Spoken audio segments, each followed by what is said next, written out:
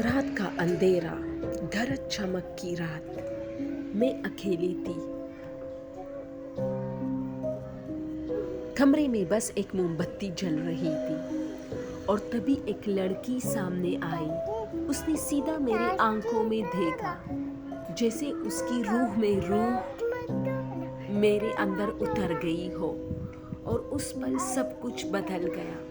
کمرہ اندھیرا ہو گیا، موم بتی بجھ گئی، اور جب میں نے دوبارہ آنکھیں کھولی تو صبح ہو چکی تھی، لیکن سب کچھ بدل چکا تھا۔ مجھے لگ رہا تھا جیسے میں نہیں رہی۔ دوستو، یہ ایک بہت ہی ہارر واقعہ ہے کسی ہاسٹل میں، جب ایک لڑکی رات کو اکیلے اپنے کمرے میں تھی اور اس کو لگا کہ جیسے کوئی اندر آیا ہے، اور وہ ایک لڑکی ہوتی ہے، لیکن اس کے کمرے میں ایک بہت بڑا میرر تھا جس میں وہ لڑکی دیکھنے لگتی ہے۔ لیکن جب وہ میرر میں دیکھ رہی تھی تو جو لڑکی بیٹھی تھی بیڈ میں، وہ کہہ رہی ہے کہ وہ مجھے دیکھ رہی تھی میرر میں، اور پھر وہاں میں سو گئی، مجھے کچھ پتا نہیں چلا۔ لیکن صبح جب اس کی آنکھیں کھلتی ہے تو وہ نہیں رہتی۔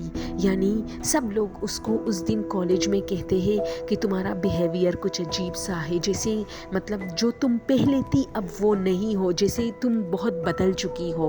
وہ کہتی ہے جو چیزیں مجھے کھانے میں پسند نہیں ہوتی تھی میں وہ چیزیں کھانے لگی تھی، اور جو چیزیں مجھے زیادہ پسند تھی میں وہ بالکل نہیں کھا رہی تھی۔ جو دوست مجھے اچھے لگتے تھے وہ اب برے لگنے لگے تھے، اور جو برے لگ رہے تھے وہ اب اچھے لگنے لگے۔ اسی طرح بہت ساری چیزوں میں فرق آیا تھا، اور میں یہ چیز فیل کر رہا تھا، نوٹ کر رہا تھا اس سٹوری سے۔ اس کا مطلب ہے کہ اگر انسان طاقتور ہو اور وہ وقت پہ سمجھ جائے کہ اس کے ساتھ کچھ another creature یا کچھ اور ایکٹیویٹی ہو رہی ہے تو وہ خود کو بچا سکتا ہے۔ وہ کہتے کہ اس دن کلاسز لینے کے بعد میں کافی بوجھل اور ڈسٹرب تھی۔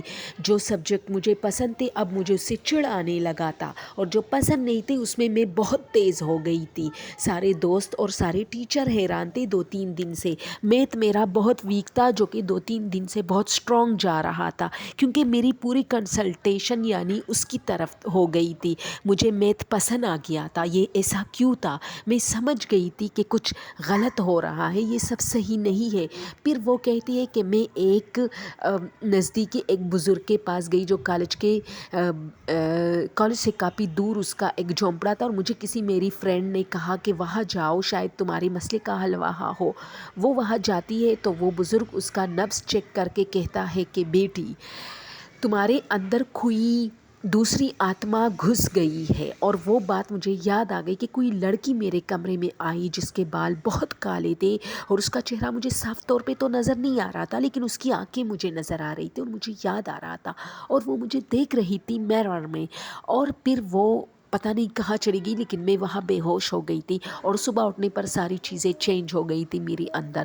اس بزرگ نے کہا کہ تم وقت پہ تو آئے، لیکن اب یہ تم پہ ڈیپینڈ کرتا ہے کہ کیسے اس چیز کی نفی کرنی ہے۔ اور پھر میں نے کیا کہ جو چیزیں مجھے پسند نہیں تھی اسی کو زبردستی پسند کرنے لگی۔ یعنی جو میری پہلے عادات تھے جو مجھے پسند ہوتے تھے کسی وقت میں، وہ جب مجھے برے لگنے لگے تھے میں نے پھر سے اس کو چن لیا اور پسند کیا، جس پر میرے اندر بہت ساری عجیب سی چینجز بھی آ گئے، اور مجھے درد اور بخار شروع ہو گیا، اور میں کافی الٹیاں کرنے لگی، اور میں ہر اس جگہ پہ جانے لگی جو مجھے کوئی انہونی طاقت روکنا چاہ رہی تھی، لیکن میں جاتی تھی۔ میں نماز پڑھنے لگی جو کہ مجھے کوئی انہونی طاقت روک رہی تھی، لیکن میں بہت زیادہ مضبوط بن کے نماز پڑھتی تھی اور قرآن مجید کی تلاوت کرتی تھی، اور ہر وقت آیت الکرسی کا ورد کرتی تھی، اور آہستہ آہستہ سب کچھ نارمل ہو گیا۔ ہاں، ایک رات مجھے یاد ہے جب پہلے 3 دن مجھے فیل ہو رہا تھا کہ کچھ گڑبڑ ہو گئی ہے، کچھ چیزیں چینج ہو رہی ہے، اس وقت مجھے ہر رات لگتا تھا میرے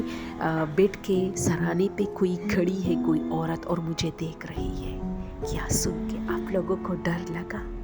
لیکن ساری چیزیں دوبارہ اس نے جب اپنے کنٹرول میں کر لیے تو پھر ایسا کوئی بھی ایکٹیویٹی اس کے سامنے نہیں آئی، کوئی بھی پیرانارمل ایکٹیویٹی اسے نظر نہیں آئی۔